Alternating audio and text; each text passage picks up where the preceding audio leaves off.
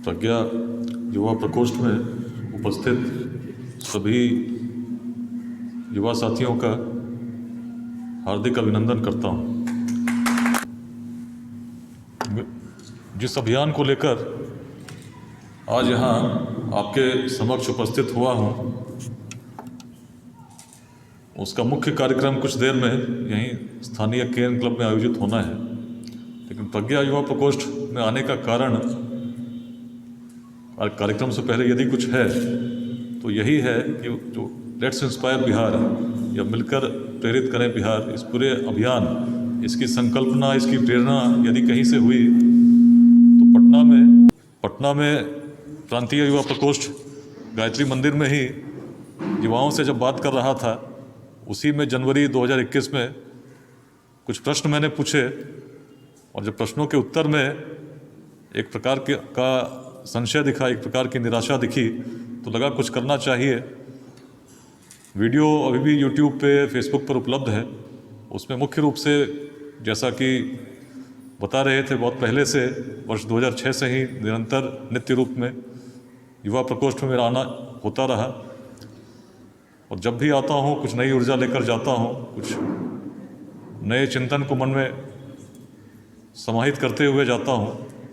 और जनवरी 2021 में युवा दिवस पर जब बातें हो रही थी तो मुख्य रूप से तो सफलता के सूत्रों पर हुई, लेकिन बिहार के बारे में जब बात होने लगी तो सबसे मैंने पूछा कि बिहार के अतीत के बारे में जब सोचते हो तो पहली बात क्या याद आती है। लगभग सभी का एक ही प्रकार का उत्तर था। सभी बड़े गौरवान्वित होते हैं कि बिहार का इतिहास बड़ा अच्छा था, ज्ञान की भूमि थी, शौर्य की भूमि थी, उद्यमिता की भूमि थी। यहाँ नालंदा थी, विक्रमशिला थी, आचार्य चाणक्य हुए, चंद्रगुप्त हुए, आर्यभट्ट हुए। बहुत सारी चीज़ों पर गौरव के क्षण मन में स्वतः समाहित हो जाते हैं जब हम स्मरण करते हैं कि शून्य की भूमि यही थी।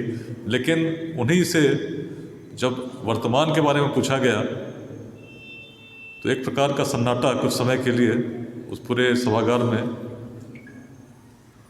छाने लगा और लोग कहने लगे कि वर्तमान बड़ा उद्वेलित करता है, पीड़ित करता है, क्योंकि जिसका अतीत ऐसा रहा हो, वर्तमान में हम क्यों दिग्भ्रमित से प्रतीत होते हैं। और जब वर्तमान ऐसा होगा, जब लोग आपस में संघर्ष कर रहे हों, दिशाविहीन होते प्रतीत होते हों, तो भविष्य कैसा होगा। जब भविष्य के बारे में प्रश्न हुआ कि कितने लोगों के मन में विश्वास है कि भविष्य बहुत उज्जवल होगा, तो फिर थोड़ी देर की शांति आई और 3 हाथ उठे उस पूरे सभागार में, जिसमें 200 से अधिक लोग थे।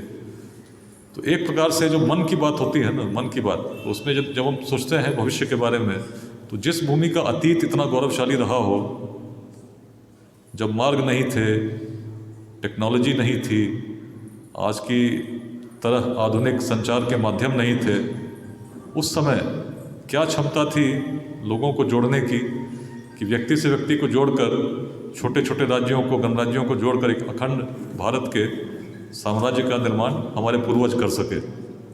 क्या शक्ति थी, क्या दृष्टि थी जिसमें ऐसे विश्वविद्यालय स्थापित कर सके, जिसमें पूरे विश्व के लोग पढ़ने के लिए लालायित रहते थे, ठंडे हिमालय के रास्तों से चलकर, पैदल, जान जोखिम में डालकर आते थे।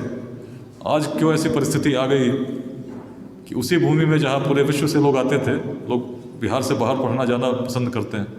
कुछ तो कमी रही होगी उन पूर्वजों की दृष्टि में जो हमें नहीं है। जब इन्हीं प्रश्नों पर चिंतन मैं करने लगा तो मुझे लगा कि ऊर्जा तो निश्चित आज भी वही है जो उन पूर्वजों की थी, जो वेदांत की दृष्टि कर सकते थे, ऐसे कीर्तिमान स्थापित कर सकते थे। लेकिन हम भटक कहाँ गए।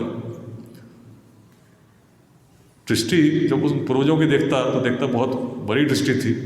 वेदांत तो व्यक्ति से व्यक्ति छोड़ दीजिए, हर जीव में उसी आत्मा के रूप को ग्रहण करता है, देखता है।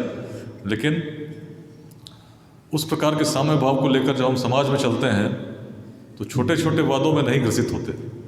जो सक्षम होता है वो शासक भी बन सकता है, बिहार ने सिद्ध किया। बहुत ऐसे उदाहरण हैं जिस पर हम लोग बात करेंगे। लेकिन मुख्य रूप से जिन पूर्वजों के हम वंशज हैं, यदि ऊर्जा वही है तो ऊर्जा यदि हम सही दिशा में लगाएंगे, ऊर्जा यदि आपस में जाति के नाम पर बंटकर छोटे छोटे संप्रदायों में बंटकर खंडित होकर लगाएंगे संघर्ष करने में तो ऊर्जा नष्ट हो जाएगी, व्यर्थ हो जाएगी। लेकिन जो ईश्वर ने पूर्ण ऊर्जा हर व्यक्ति के रूप में दी है, उसका यदि सदुपयोग करें हम सही दिशा में, सकारात्मक दिशा में, शिक्षा के विकास में, एक समतामूलक समाज के निर्माण में, उद्यमिता के विकास में, तो जिस भूमि ने उस समय जब संसाधन नहीं थे इतना कुछ प्राप्त किया था, जो आज भी गौरवान्वित करती है, तो भविष्य की संभावनाएं कितनी असीम हो सकती हैं इसकी कल्पना नहीं की जा सकती। आवश्यकता है एक प्रकार के प्रेरणा को प्रसारित करने की, कुछ निस्वार्थ योगदान परिश्रम करके स्थापित होने के पश्चात करने की, और मिलकर जब सामूहिक रूप में ऐसा हम करने लगेंगे तो जिस अतीत पर हम गौरवान्वित करते हैं उससे अधिक गौरवान्वित भविष्य हम पर करेगा कि हमने एक दिशा बिहार को दी। तो इस पूरी प्रेरणा का संचार यदि कहीं प्रारंभ हुआ तो प्रांतीय युवा प्रकोष्ठ पटना में ही, और इसीलिए इस बार भी युवा दिवस पर से पहले रजत जयंती वर्ष पटना में हुआ था, जिसमें संबोधन का मुझे अवसर मिला। तो मैंने बताया कैसे हम लोगों ने किया, बहुत कम समय में आज पूरे बिहार में बड़ी संख्या में युवा जुड़े हैं। ऑनलाइन माध्यमों से हम लोगों ने कहा कि जो स्वैच्छिक रूप से जुड़ना चाहते हैं वही जुड़ें, हमें नकारात्मक लोग नहीं चाहिए, नकारात्मक लोगों को तो बाद में देख लेंगे, लेकिन समाज को नुकसान दुर्जनों के दुष्कृत्यों से उतना नहीं होता जितना सज्जनों की निष्क्रियता से होता है।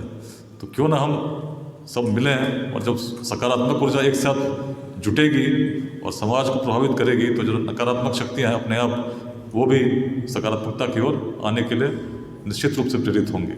तो इसी अभियान को लेकर मैं खगड़िया में आया हूँ। बहुत अच्छा लग रहा है इस मनोरम स्थल पर आपसे बात करके, और निवेदन होगा जब जहाँ मुख्य कार्यक्रम स्थल है वहाँ पर भी आइए, हम लोग मिलकर बात करते हैं और बिहार के भविष्य में कैसे योगदान दे सकते हैं इस पर और चर्चा करते हैं। धन्यवाद।